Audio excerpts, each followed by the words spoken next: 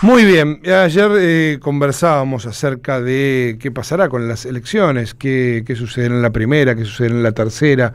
Estamos hablando de las elecciones del 7 de septiembre, pero también obviamente las de medio término en todo el país, particularmente en la provincia de Buenos Aires para diputados nacionales.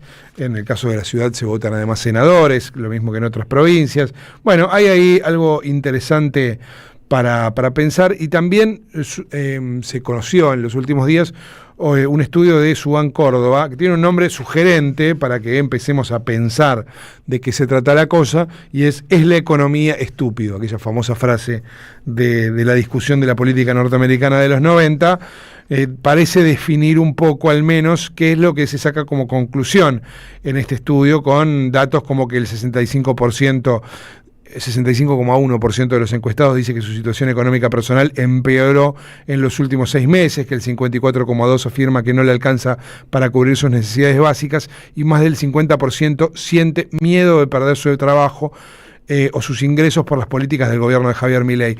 Estos datos, estos 3 datos que acabamos de brindar, son importantes, porque no te estoy preguntando a quién vas a ir a votar, no te están preguntando los trabajadores de Subán Córdoba a quién vas a votar o cuál es la imagen del presidente. Te están preguntando directamente por tu situación personal. Entonces, se vuelve mucho más concreto, si se quiere, la encuesta. Esto es un dato que ya es dramático, ¿no? Más allá de después eso cómo se vuelque en términos electorales, que puede tener diversos caminos.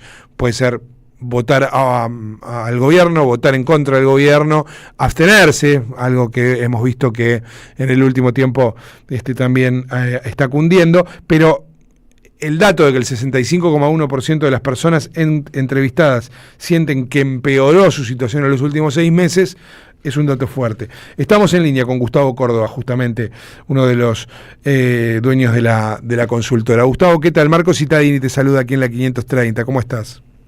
Marco, un placer, ¿cómo estás? Lo mismo para mí, gracias por atendernos. Bueno, entraba por acá porque por el mismo título de la encuesta. Es por ahí, ¿no? Digo, es el modo de entrarle al análisis. La economía no es un tema más, decimos nosotros, es el tema, con mayúsculas, ¿no? Porque la verdad es que cuando hay un cambio de humor económico en los argentinos, el impacto deja de ser económico y pasa a ser político, ¿no? Hay una idea de que cuando el humor social cambia debido a que la plata no te alcanza para llegar a fin de mes, o cuando la mitad tiene miedo de perder el laburo, o cuando el 65% te dice que la situación económica personal es oro, esto no te el dato en el Excel, ¿no? Che, mira, hagamos check y vamos a ver cómo está la sociedad argentina, ¿no? Sino que esto tiene impacto en el contexto y en las condiciones de la gobernabilidad en el país. Entonces ya no es la pregunta de cuánto influye la economía en la política, sino cuán rápido deteriora la economía a la política. Y en ese sentido es lo que estamos viendo, digo, con niveles tan dramáticos de personas en la sociedad argentina que la están pasando realmente mal. Bueno, el daño que se está haciendo en términos autodaño el gobierno es importante. Nosotros registramos, Marcos, por primera vez, forma parte del mismo estudio, pero lo que pasa lo presentamos la semana anterior. Hay un dato que es el que a mí me genera mayor relevancia para seguir analizándolo.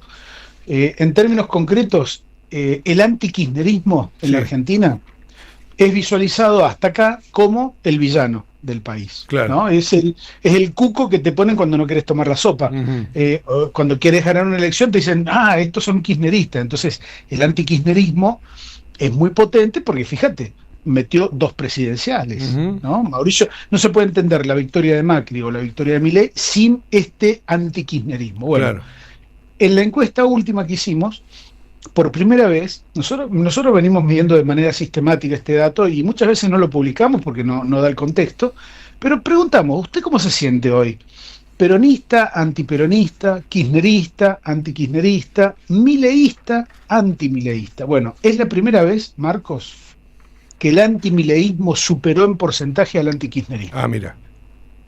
Es un dato provisional, relativo, es el primero.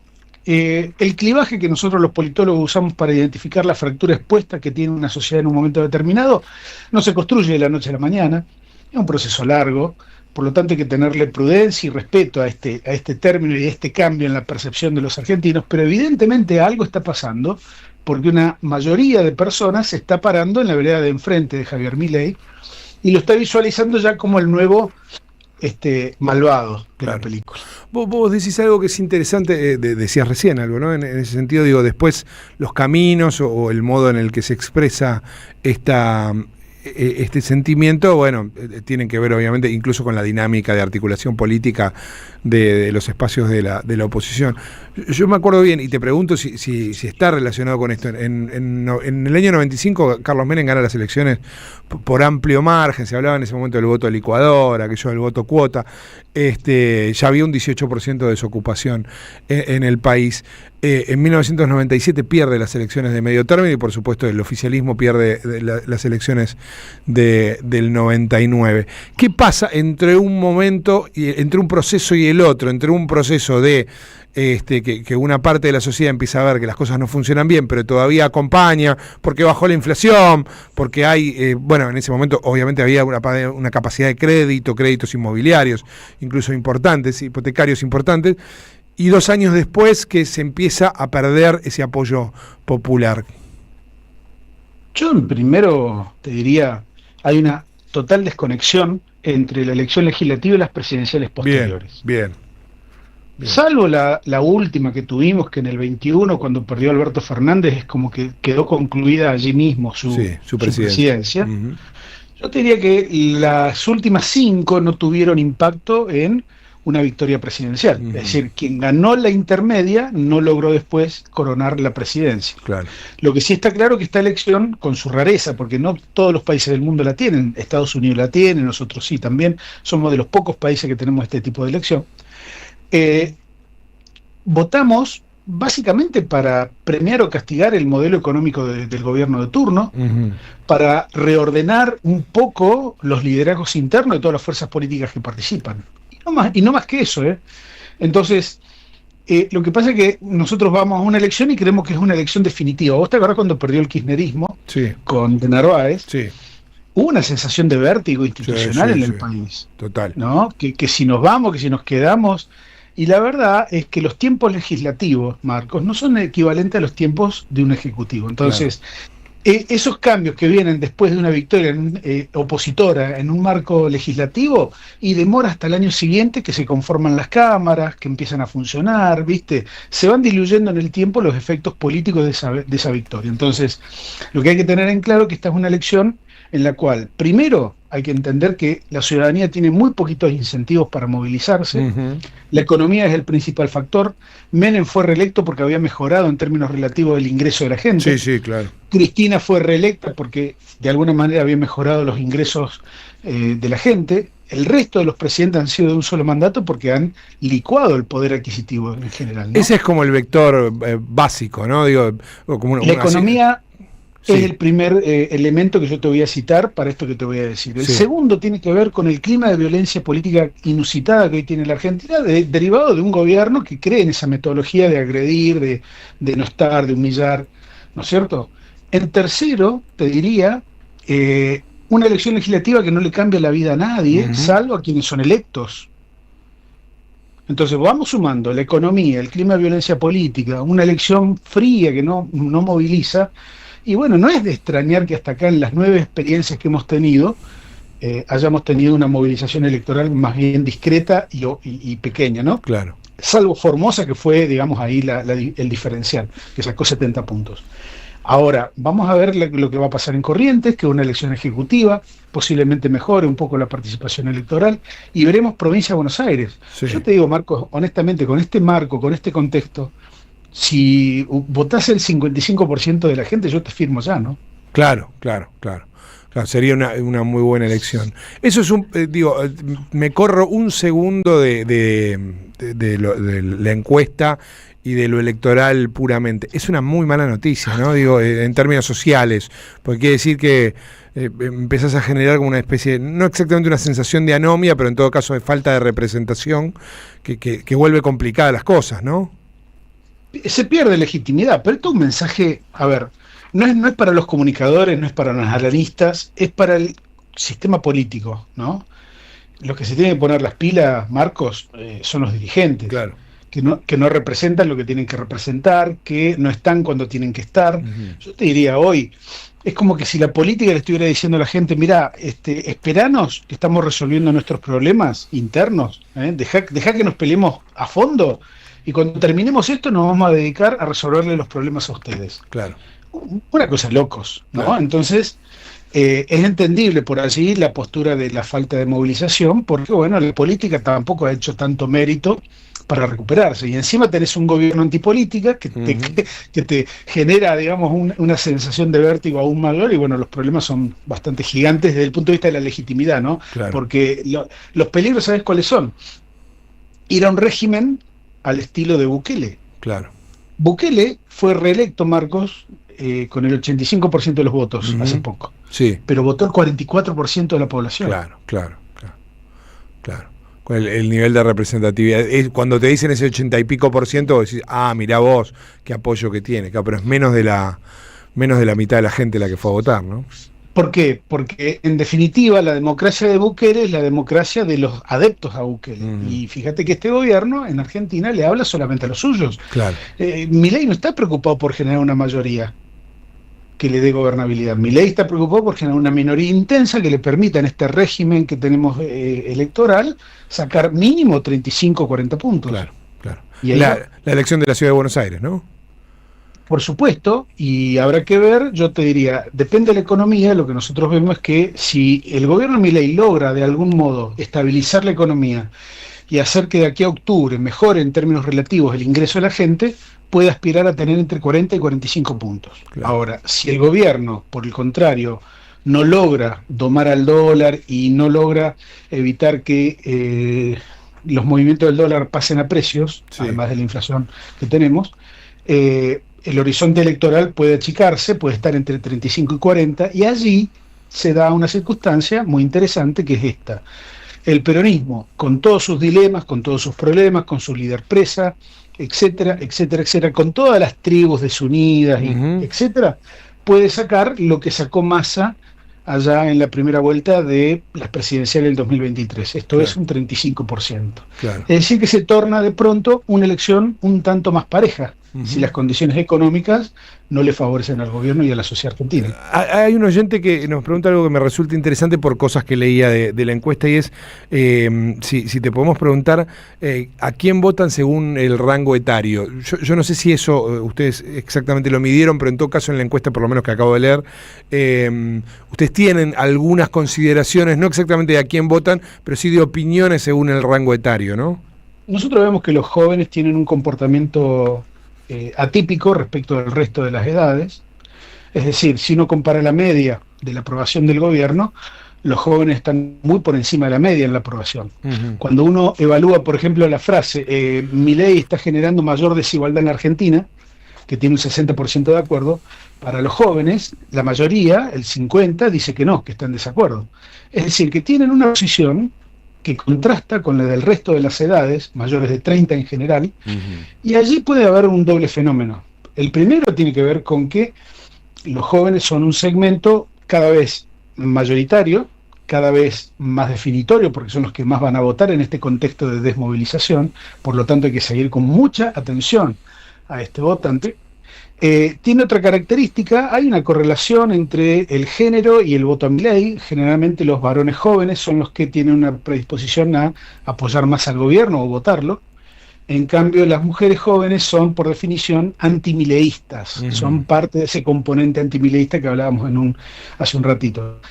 Así que ese es el panorama en cuanto a las edades. Yo creo que también hay un elemento, que sería que le hacen el aguante a Milei porque es lo que votan. Claro. Y lo defienden a rajatablas independientemente de que te puedan reconocer, como lo han reconocido, que no llegan a fin de mes. Claro. Porque, a ver, si un 65 nos dice que no llega a fin de mes, ahí hay por lo menos un 30% que votó a Milei. Claro. Y hay un 90% que nos dijo, ya está bien haber controlado la inflación, ahora necesitamos sueldos más altos. Entonces ahí está la casi totalidad de votantes de Milei que nos está diciendo que está de acuerdo con esa idea. Entonces yo lo que creo que hay una cuestión ideológica muy clara, ¿no?, de este grupo de votantes, clasista, puede ser también, creen pertenecer a una clase social y votan pensando en que son una determinada clase y en definitiva no lo son. Viste, Oliveto presentó cuánto éramos clase media en la Argentina, sí, y apenas un 25%. Claro. Pero si vos le preguntás a la gente en una encuesta, como hemos hecho nosotros habitualmente y otros colegas, la autopercepción de qué clase sos, el 80% se considera clase media en la Argentina. Totalmente.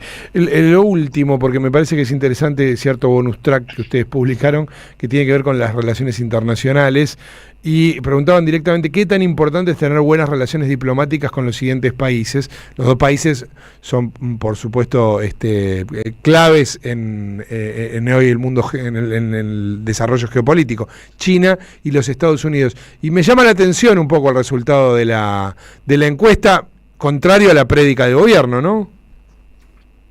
Bueno, yo te diría que el argentino observa el mundo de una manera muy distinta a lo que hace la política exterior de Milei. Creo que la política exterior de nuestro gobierno es una política exterior de las peores que ha tenido el país. No tiene en cuenta los cambios que ha habido en el mundo, ¿no es cierto? Los cambios de liderazgo, no solamente económicos. Ahora, para la Argentina, China es tanto o más importante que Estados Unidos. Claro. Y este es el dato. Es decir, anular a uno de los términos de la ecuación va a ser rechazado por una gran parte de la población argentina. Entonces, fíjate vos los márgenes de maniobra que tiene el gobierno frente a una política exterior inconsulta, ¿no? Que no la ha chequeado con los especialistas en la materia, porque si vos hablas con cualquier internacionalista, lo primero que te va a decir es el líder emergente mundial de los últimos 20, 30 años es China. Es China, claro. Y Estados Unidos es una potencia en declive. Claro. Además, te digo algo un poquito más fino. No es que Argentina está pegándose a la política exterior de Estados Unidos, se está pegando solo a la política exterior de Donald Trump. Claro. Ni siquiera este es un alineamiento país con país, es un alineamiento casi presidente con presidente, con muchos riesgos. Con muchos riesgos y con ejemplos además de falta de dignidad, como esa visita a Mar-a-Lago, que el presidente Trump ni se enteró que el presidente argentino estaba en el lugar, ¿no? Algo. Bueno, pero esas cosas, fíjate, por las expectativas económicas, la sociedad argentina es como que elige no ver, ¿no? Yo comparto que ese clima de opinión se dio se ha dado varias veces en la historia argentina, en la dictadura. ¿Quién podía decir no supe lo que estaba pasando? ¿No?